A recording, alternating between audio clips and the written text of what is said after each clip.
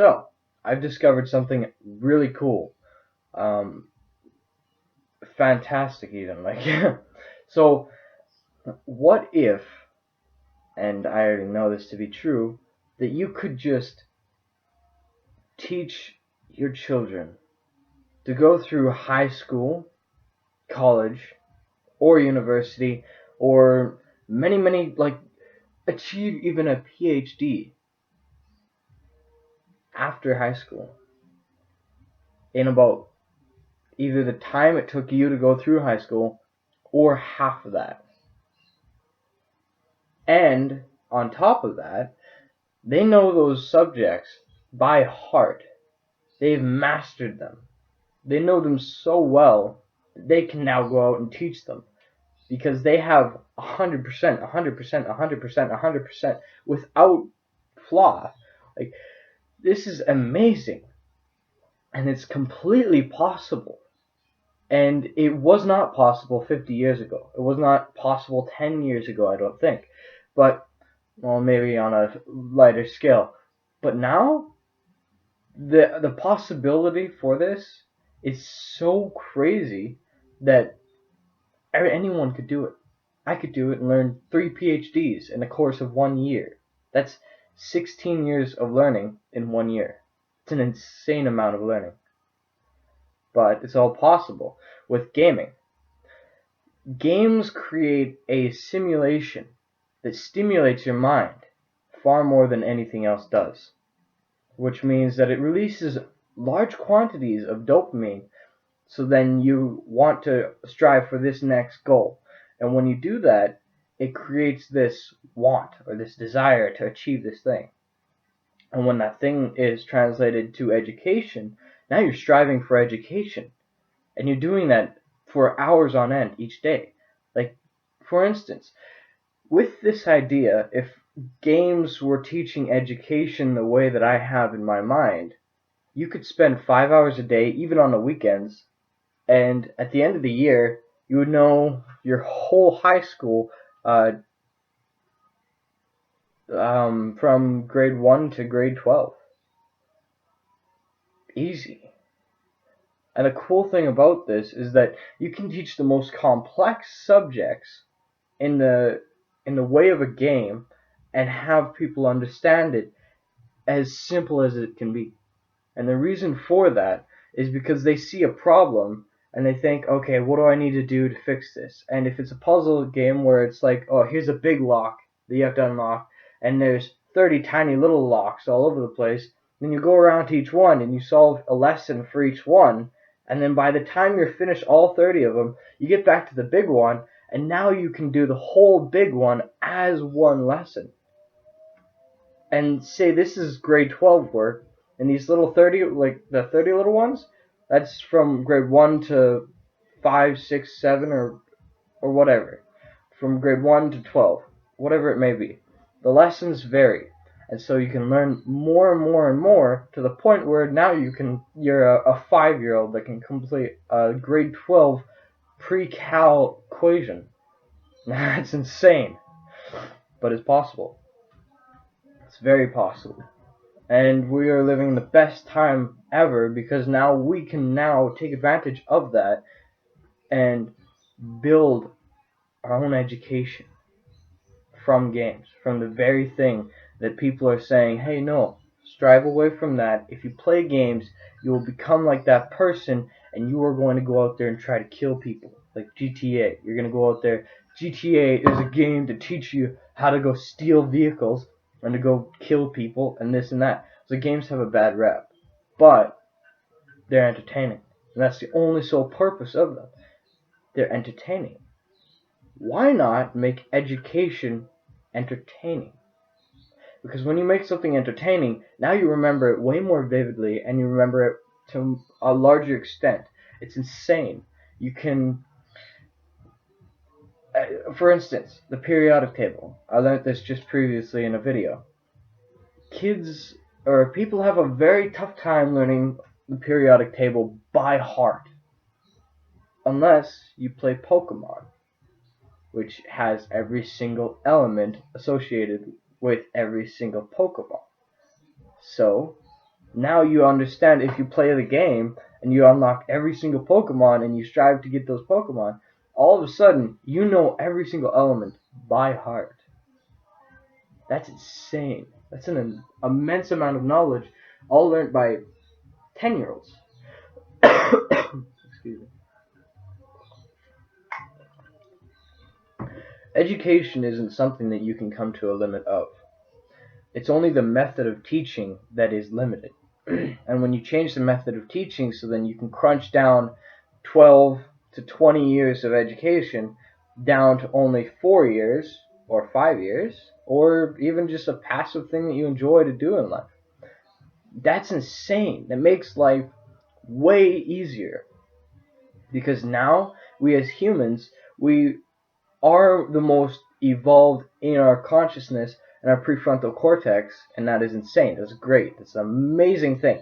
We can think far more than we used to, and far more than any other creature. For example, a 60-kilogram creature in the wild, like a deer or something like that, would have a brain of the size of 200 cubic centimeters. Our brains 2.5 years ago was 600 cubic centimeters. Nowadays, it ranges between 1200 and 1400 cubic centimeters.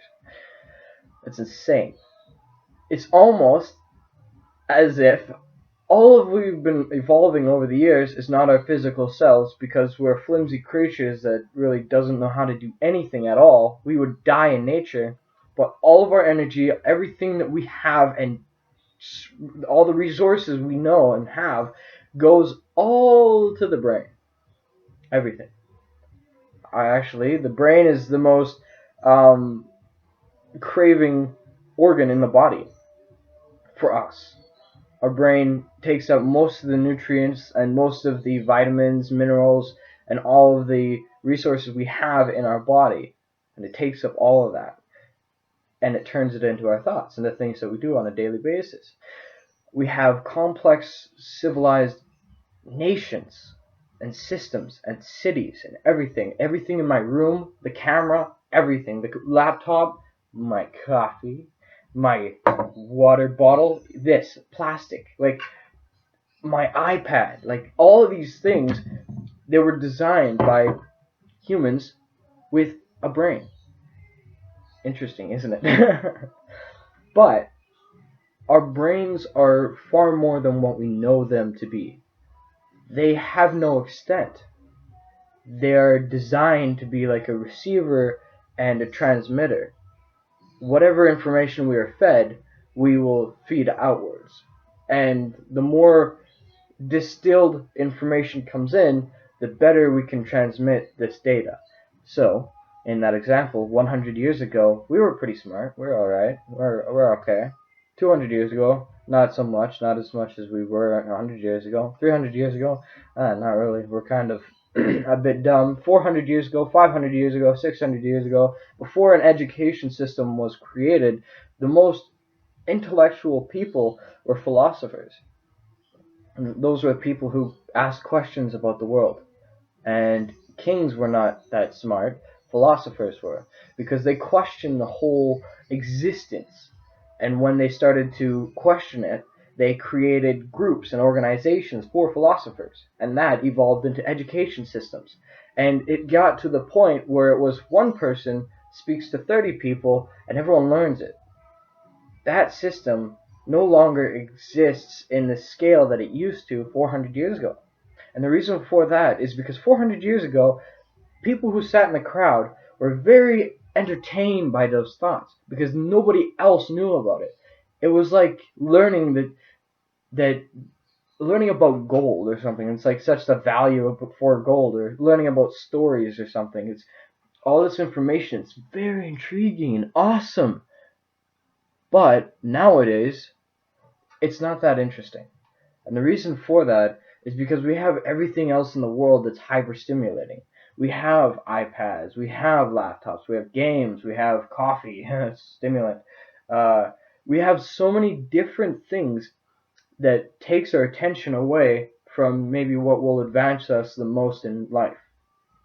This is very, very important, because as we are doing that, we are becoming slaves to ourselves, to others, and to our bosses, corporations, everything. We are becoming slaves to anything that can control us. And the reason for that is because we don't have critical thinking anymore. We just want the ice cream. We just want to make the money and then go and spend it. That's all we want. We just want stuff. But we don't know the underlying thing, which has disappeared over time because everything has been made super easy. We bring in shipments of food, so then never have to think about going out there to forage for it. So it's super easy and available right there and then. You just eat it for $5, which you can make if you go work for somebody. Easy, right? So that's dumbing down our society to the point where we never have to think for the things that we truly want in life. This has gone on for generations. I am very ignorant. But I seek to fix that ignorance. I want to educate myself. And not educate in the sense of going to school for 30 years until I get to the point where I'm like, I have a degree in every single subject and I am super intelligent. No, it's not going to work. Because, well, first of all, none of that is going to stick. Because of what I said, the hyperstimulus all around us. It's grabbing our attention at every single moment. Videos, everything, like all these things. Videos on YouTube videos, more effective teaching mechanisms than lessons in school. Reason for that is because this is stimulating and intriguing. It makes you interested in what you're learning. A number one thing in education is intrigueness or interest, right? So you can only learn if you want to learn. And when you're at school, all you're thinking about is, oh, when is this over? Or is this on the test? Is this going to be on the test? Because is this important? Is this going to get me an A? That's all I really care about.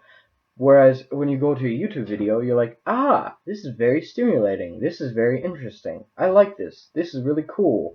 And this is very, like, it's entertaining. And I'm learning a lot. And then by the time you're done that, you're like, oh, well, now I can talk about all these things that I've learned with other people. Whereas at school, it's like, I want to talk, like, personally, I would want to learn a couple of things, and then, oh, hey, I learned about this. And then I would go to talk to a peer in that class, and I'd say, hey, what do you think about this, this, and that? Or if it was used in this kind of way, and then, like, for a personal project. And they would say, wow, why do you even care about that? It's not on a test. It doesn't matter. It's like, at that point, I understood that education in school systems was not a method of educating people. It was a method of pressing them through a system to create them into factory workers, like the industrial age. But since that's an outdated thing, because we have automated systems like nothing else, that kind of education no longer matters. So now school systems are not education systems. They are now babysitters. It's very sad. It's like, it's very unfortunate that it's gotten to the point where the school boards don't really understand the students' needs as much as they're evolving so much so. Because nowadays it's evolving so much that every single year is different than the last year. And I can see it every single grade of students come into school. Oh, now they're dealing with a lot of different things that I didn't deal with. That's interesting. The next year that comes by, oh, these kids are also dealing with different things that I never really knew about. School boards are seeing it as like a decade by decade issue. It's like, it doesn't really matter. It doesn't, like, next decade that comes around, oh, okay. So there's a huge, huge change. What if we just change it just a tiny bit? Alright, let's see what happens in 10 years. Boom, 10 years later, wow, we are out of business because somebody else took up that action and created education through a virtual reality, through a game, through a stimulating experience that entertains people. Now it's interesting. Now everyone is going from here in the education system to going over here where they can learn most of everything that they want to learn. and an experience. And in games, where it's intriguing, they learn all these things that they need because they want to learn them. And now it's specific education because they want to learn this thing, because they would like to learn this instead of that. And so they can learn that and really strive in it to the point where they are masters at it. And school systems are over here like, where'd everyone go? Why why don't we have money coming in? Well, I mean, we do have money coming in. Everybody's paying their tax dollars for us to educate the students, and for the other countries that don't have that, oh, the parents are paying for this. The parents are no longer paying. School systems go broke. The government changes their focus on saying, hey, school systems, they're empty now. We have a different system that's much better, that teaches people much better and uses less resources. And it's even cheaper for the government. So then what they say is, we're going to take the money from you, school systems, and we're going to give it to you, education systems, the ones who are using games, the ones who are utilizing these tools that we now have. We are in an age of opportunity that we have never had before. The only thing that differentiates us between the high achievers and the failures, in that sense, is the action towards it.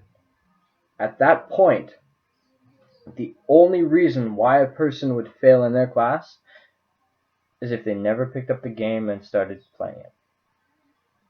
And that's actually pretty sad, because at that point, from all the stigmas of games of saying that no, if you play a game, you're a gamer, or you're a nerd, or you're this, or you're that, and it associates you in a certain way, you don't want to play it. But if everyone else is doing it, we are humans, of course. We like to mirror everyone else.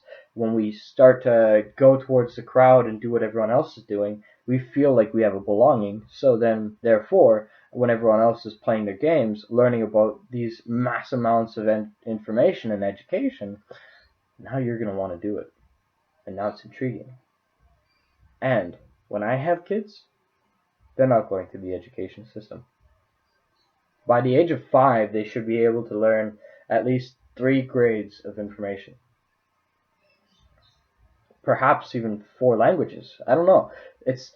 We are living in a time where if that sounds like it's crazy and I'm forcing them to do that, no.